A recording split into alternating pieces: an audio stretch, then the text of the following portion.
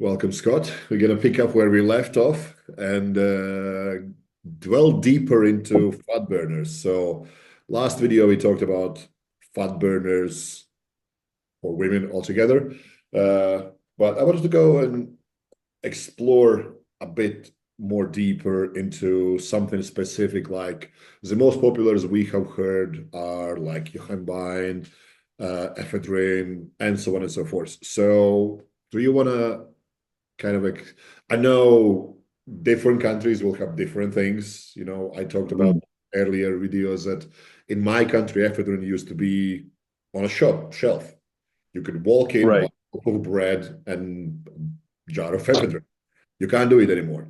So, and I'm thinking in Canada, some things are definitely different, like they are in Europe. For example, in UK, Yohimbine is very hard to get.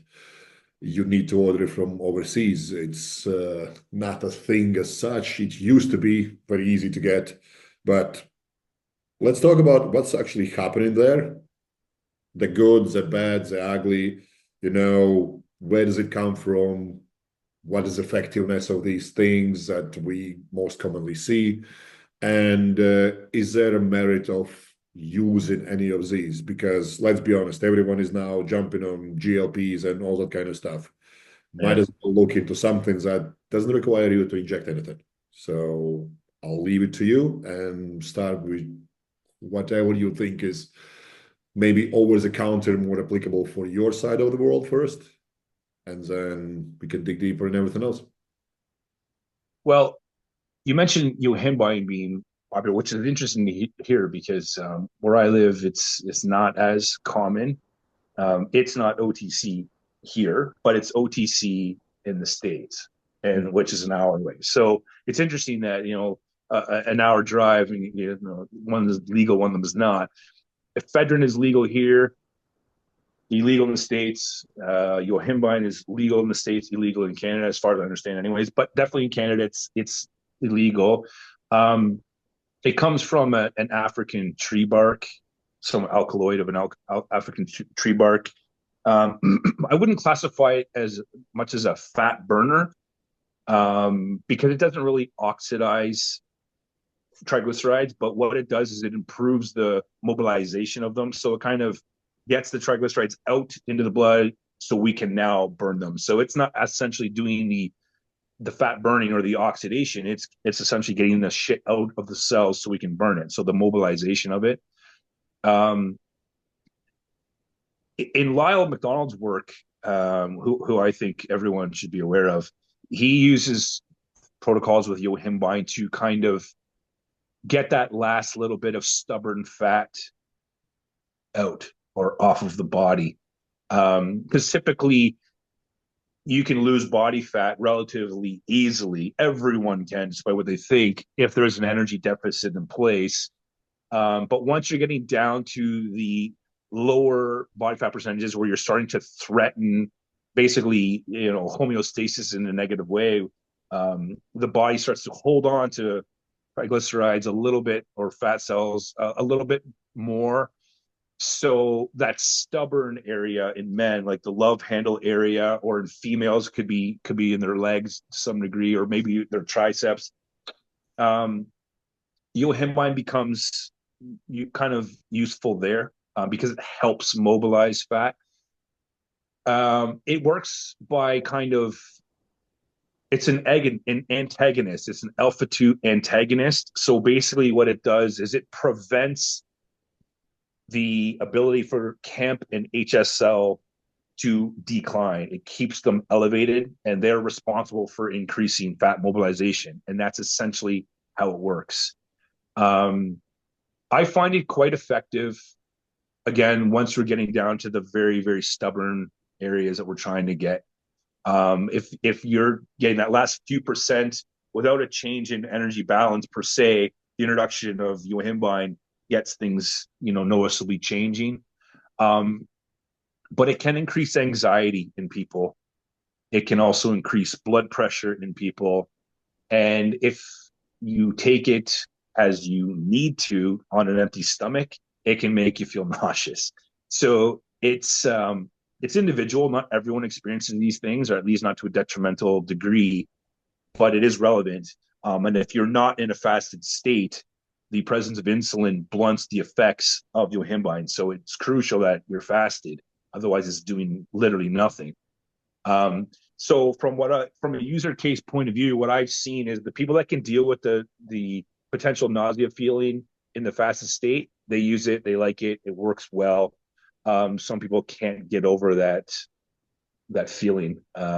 So it really kind of comes, contextual to the individual. But Are there any it's quite blood effective. markers that you see that make it less efficient or more efficient? Is, when you do your general health checkup and see, like, you already mentioned that it's ideally used, let me know if I got it right, later when you have exhausted majority of the strategies.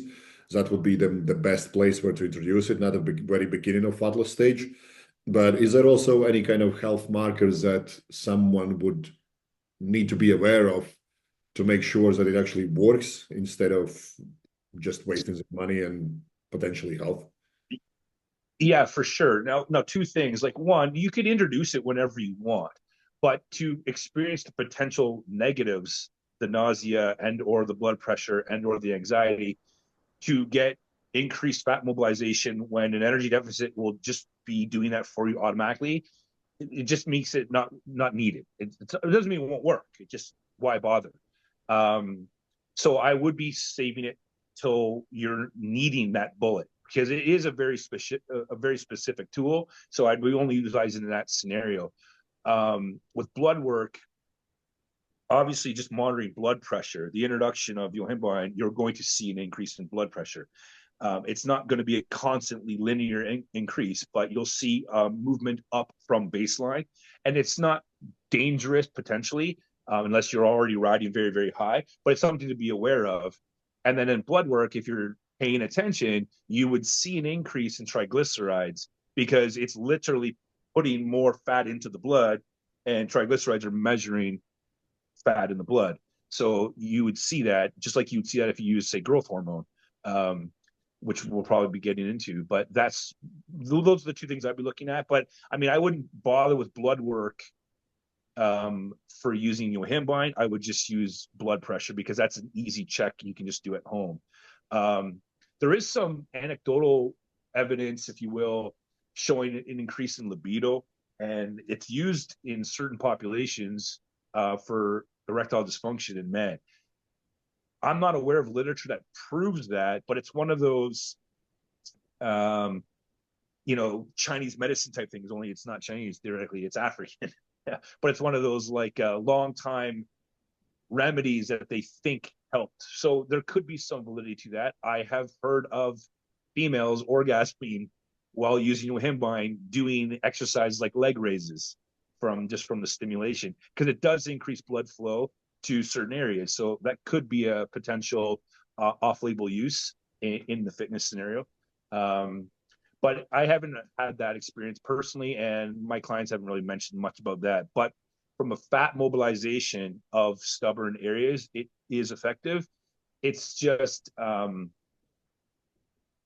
there's other tools that will also do this. So this would be a good tool for the natural athlete that's not willing or wanting to dive into something more pharmaceutical. But it does work. And like I say, you really just kind of want to pay attention to blood pressure mostly. Is there anything that you can combine it with to make it more efficient?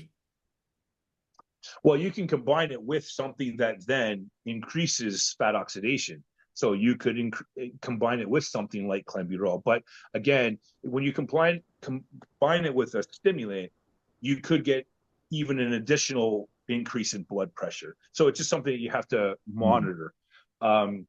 But clenbuterol, ephedrine, these improve fat oxidation. Yohimbine improves fat mobilization. So you can see there's going to be a synergy there, but you just have to be mindful of the stimulatory effects from the clen and or ephedrine, combined with the possible anxiety increase of yohimbine and or the blood pressure increase. It's really, from my experience anyways, it's really individual. I've had people that combine them, no problem. They don't notice a thing. I've had other people come by. I'm like, no, I can't do this. I feel like my heart's going to come right out of my chest. It's individual, but that's how they kind of work. One increases oxidation. Well, some increase oxidation, some increase mobilization. So the most important part will still, for the best effect, will be consume less junk, right? Yeah, I mean, that's almost always the rule. Like try to use the least amount of things as possible. To me, that's always the answer. Yeah, I'd it's much rather have effects from one tool than three if I'm getting the same thing, I because I can only use mention those it other tools later on. because of all the semaglutide and the Govi and whatever you name it, that people don't change their behaviors, they change the amount of bad behavior they engage into. Yep, And that doesn't I agree. necessarily translate into the best outcomes they could have actually got if they just cleaned up I what they agree. do and follow that. You mentioned ephedrine as potential synergistic thing to Yohimbine. I think I would rather go that way because there are some places that you can still get it over the counter with no problems whatsoever. So what the hell is it? Where does it come from? How is it used? So What side effects? ephedrine ephedrine is a stimulant as well. It's a non-specific um, beta alpha and beta adrenergic receptor agonist. So it doesn't really have a specific target because there's alpha receptors, beta receptors all over the body. So when you take this stimulant, it stimulates a lot of things. A lot of men notice um, during urination, like almost like a pulsing of the urination because the prostate has some of these receptors and they're stimulated. So it's almost, restricting or inhibiting urine flow. Um, it's a relatively effective drug. Some people love it. It was very common back in the day of the ECA stack, the ephedrine caffeine stack. Um, Typically, what was always being taught at the time was 25 milligrams of ephedrine, 200 milligrams of caffeine. That was the stack. Um, 25 milligram tablet dosages in Canada is not available. I don't know if it's available anywhere anymore, to be honest.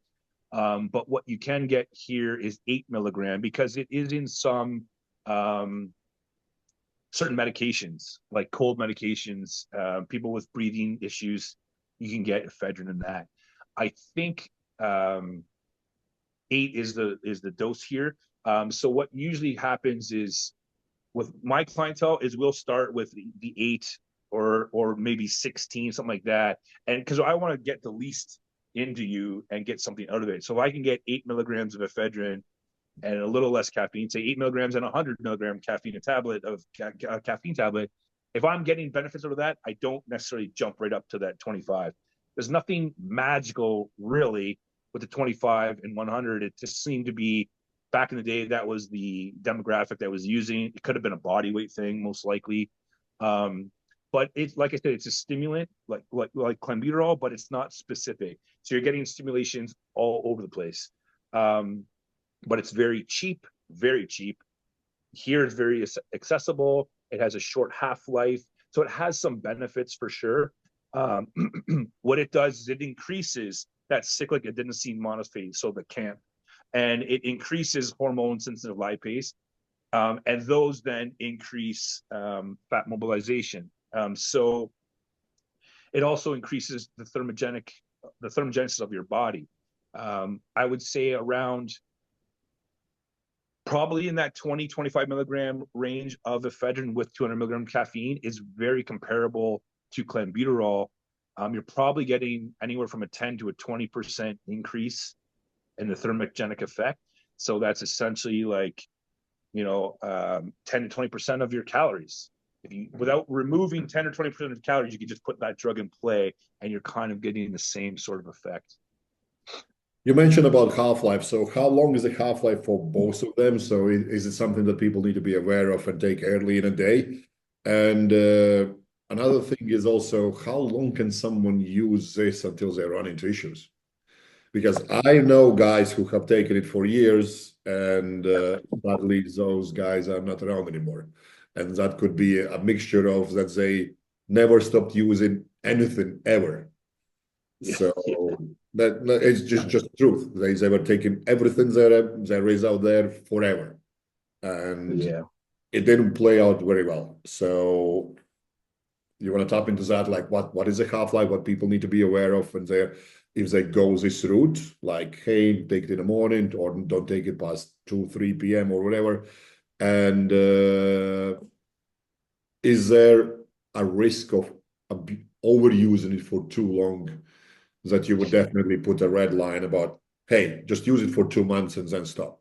Make sure you stop out, no matter right. what happens. Um, it's going to come to that sort of blood pressure, heart rate thing again. If Yohimbine drives up blood pressure, because ephedrine is a general stimulant, it doesn't have a specific target like clenbuterol does. Your blood pressure might be too high with the combination of the two.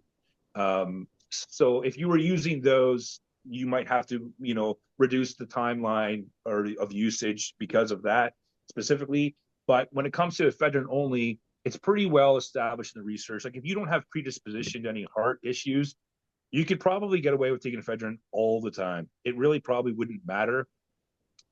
When it comes to like effective dosages, I start my clients with one ephedrine caffeine dose first thing in the morning.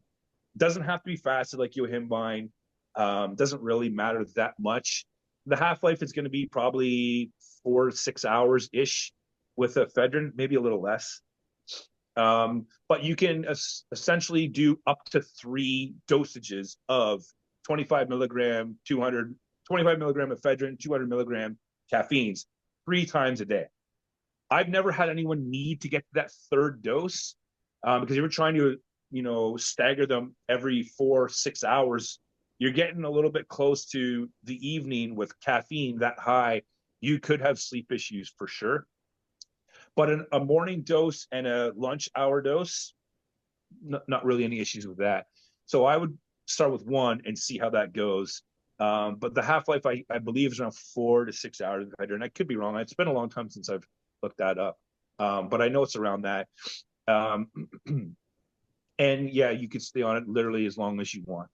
You're going to always get the benefits of it. They just might not be as noticeable as your body adapts to it. But it's still the drug is still in your system. The drug's still going to do what the drug does.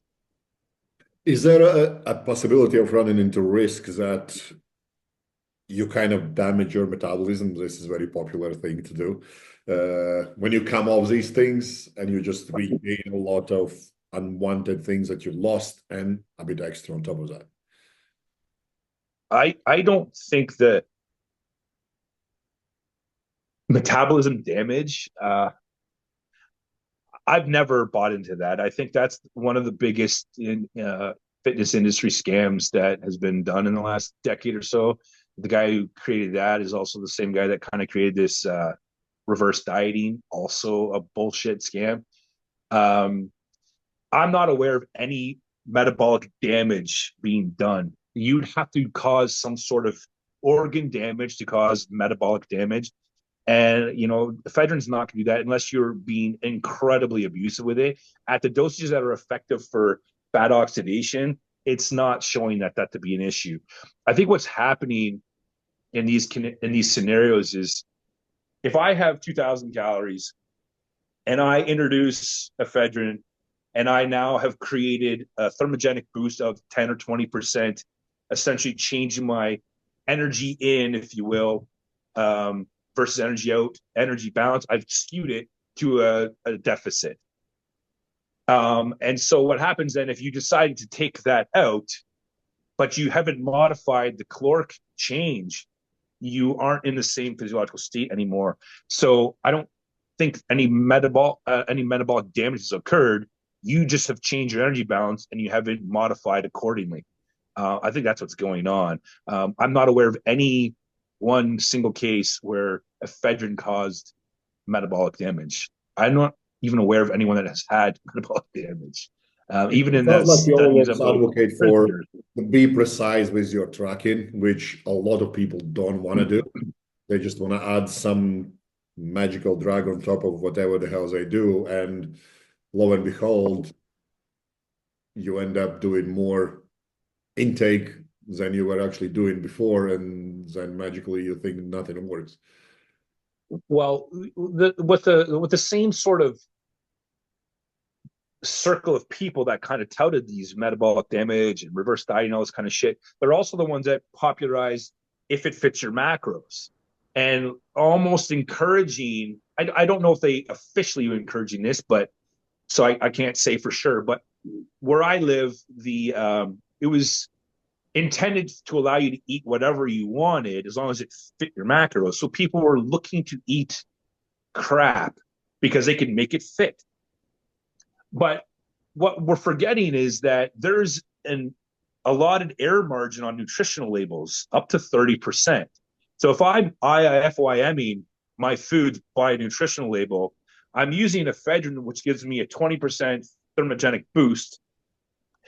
And I've decided to take that, but I continue to IIFYM my foods.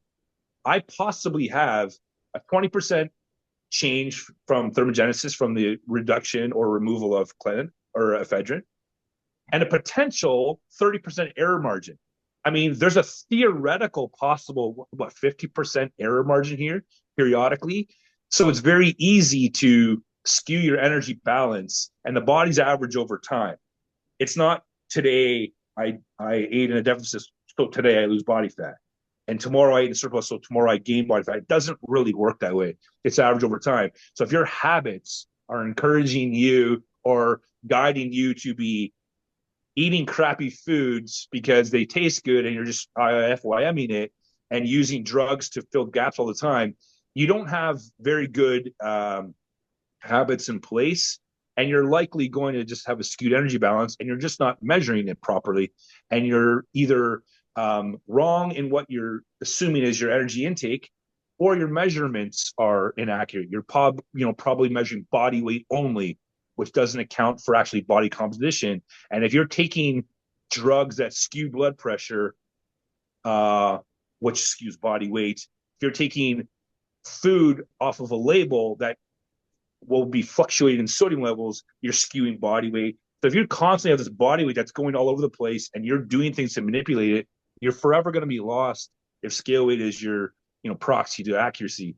And I think that's what's going on, because I've yet in 25 years met someone that can't lose body fat, and I've never met anyone with metabolic damage, and I've never had anyone need to reverse diet. So someone's wrong, and I know it's not me. So there you go. I think it's quite interesting and important to highlight that if it fits your macros, what you just highlighted, that first and foremost, people are creatures of habits. Yeah. When they tell me I don't want to eat same thing every single day, and I put them on, okay, let's just track what you eat. They eat same every single fucking day. It's just Yeah. not a good thing what they eat. They just eat every single day, same stuff anyway. Yeah, weekend might be different, but if you put week to week to week to week, it's always a habitual intake that does not really go from one side to another. And if you are even prepping your food, so to speak, and you are always 30% off, nothing's going to help you. You're just digging yourself a little grave. And even meals that are pre-prepped, they are not correct. Sooner or later, they start eyeballing everything and they send you the stuff that's it's just not there. So home cooked food is certainly the best thing to do.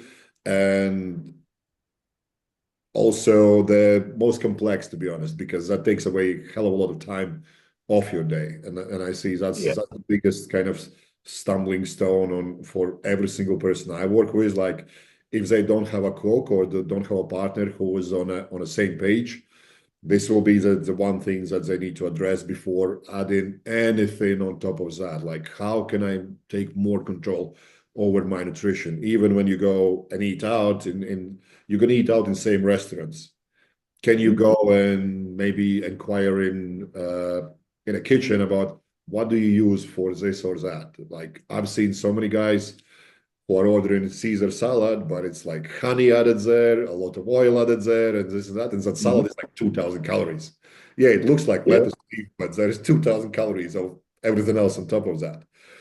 So going from all that, these are probably top two of the most popular that have been in a fitness industry as such. And you mentioned caffeine multiple times. How much caffeine plays a role into fat burning, fat loss on its own? Can we maybe time it like you said with ephedrine? There might be, hey, use it there and there and then, and you can't buy and take it on empty stomach and so on and so forth. What's with caffeine? Can a cup of coffee or maybe 5 cups of coffee help somebody to lose body fat?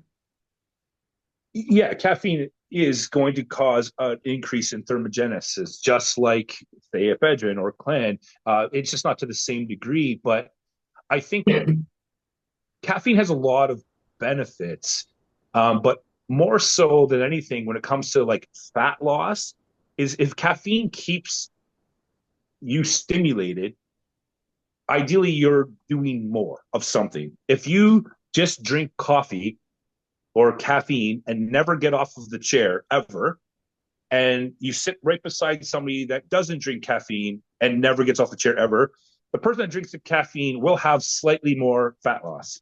But I would bet you that it would be bordering on hard to measure because it would be so minimal.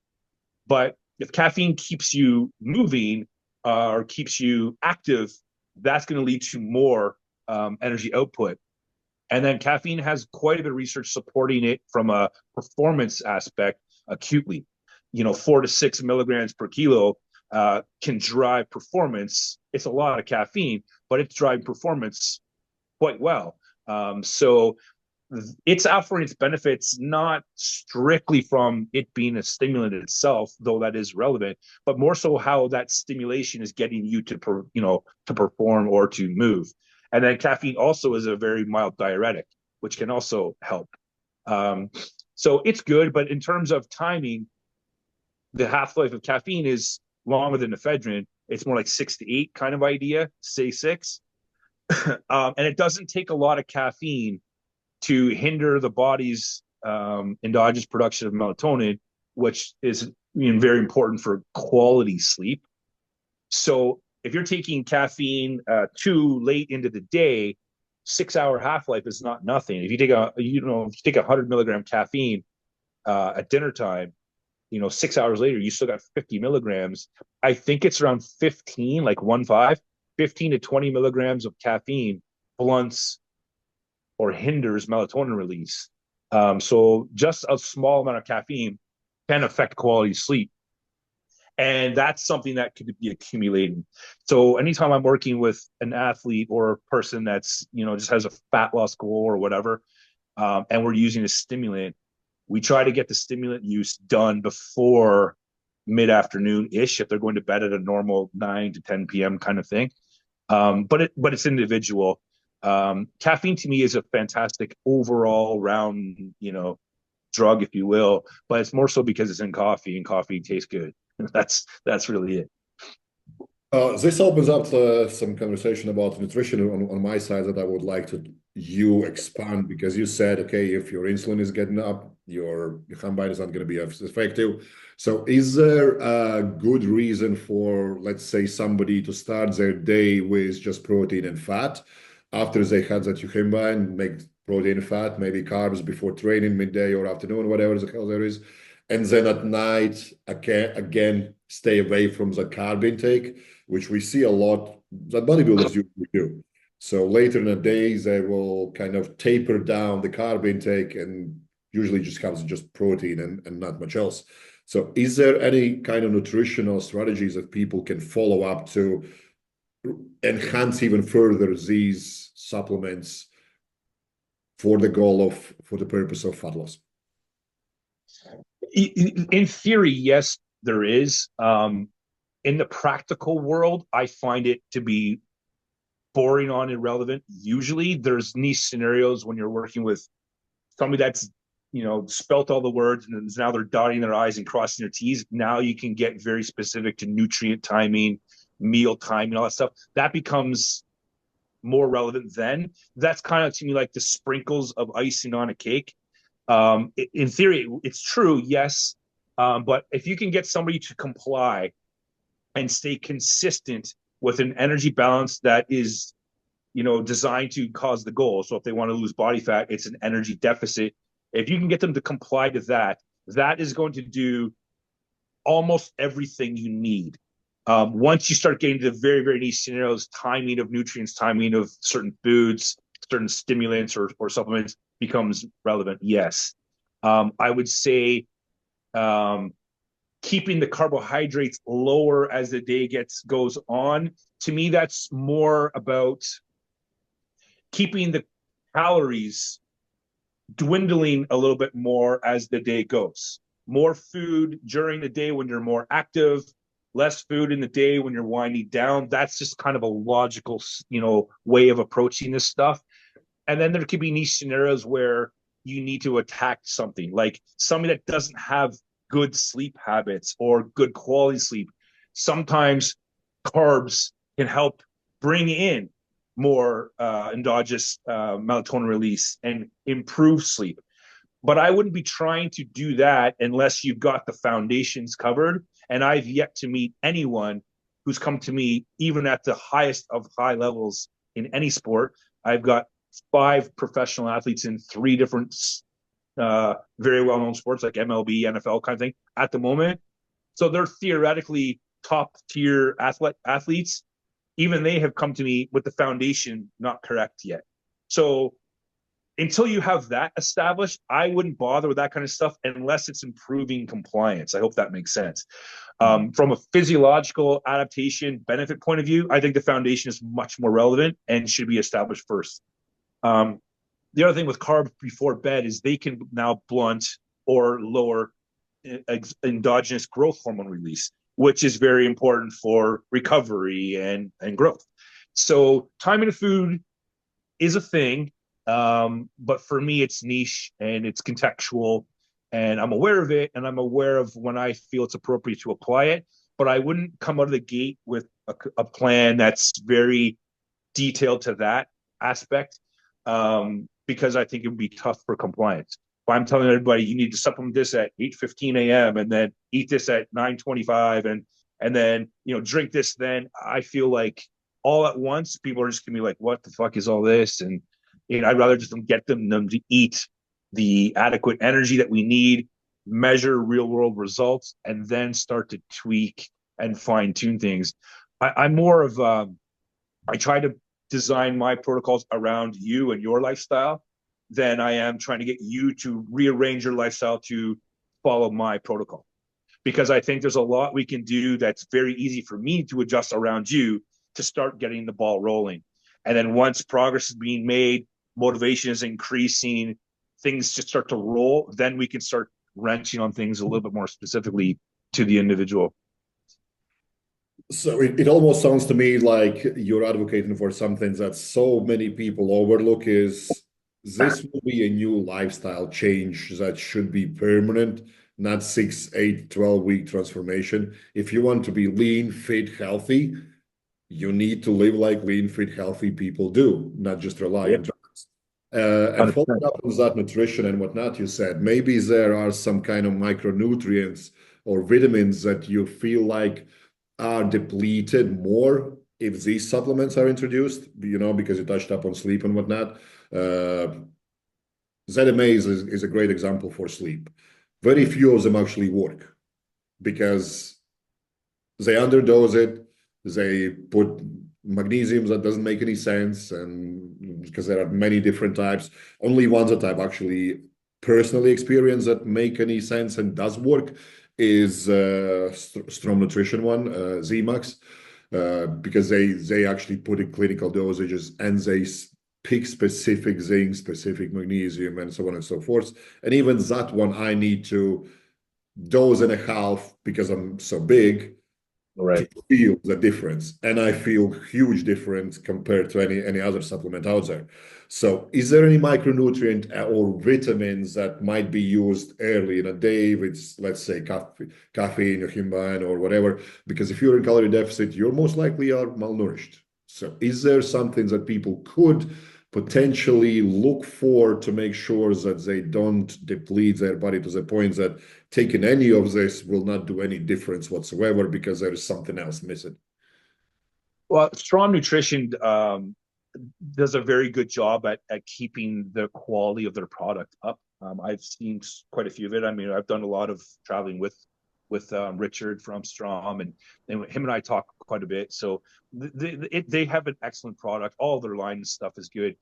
When it comes to where I live and the demographic I work with, so this is very contextual to me. I don't put people in an energy deficit that's aggressive or extreme ever if I don't have to, because I don't feel that's the right approach.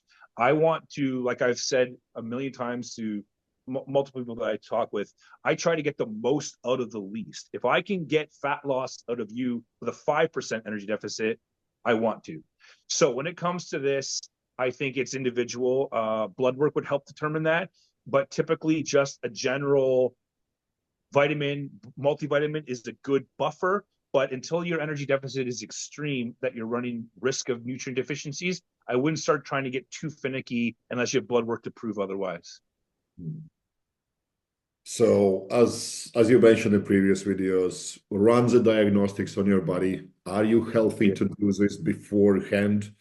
And I think the focus should be on long-term effects. What is actual goal? Is the goal to lose weight? Is the goal to be super lean? Is the goal to be healthy?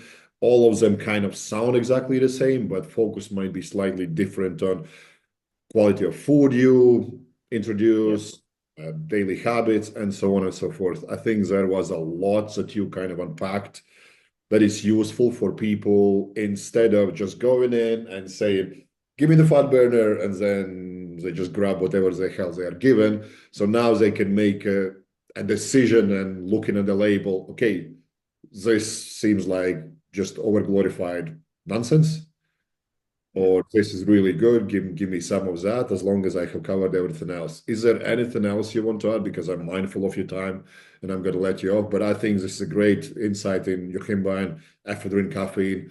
Some countries will allow you to use these all the time, some countries won't. Give or take, every place has different rules, and that's the beauty of living on this planet, that we have so much variety everywhere. Otherwise we would be bored to oblivion. Yeah, sin is definitely geographical. I think maybe next video we'll touch on the more popular PEDs of Clen and growth hormone, because that's very popular. And we'll just continue to offer whatever we can. Awesome, Scott. Thank you for your time, and I'll catch you in the next video. Oh, thank you. Okay, thank you.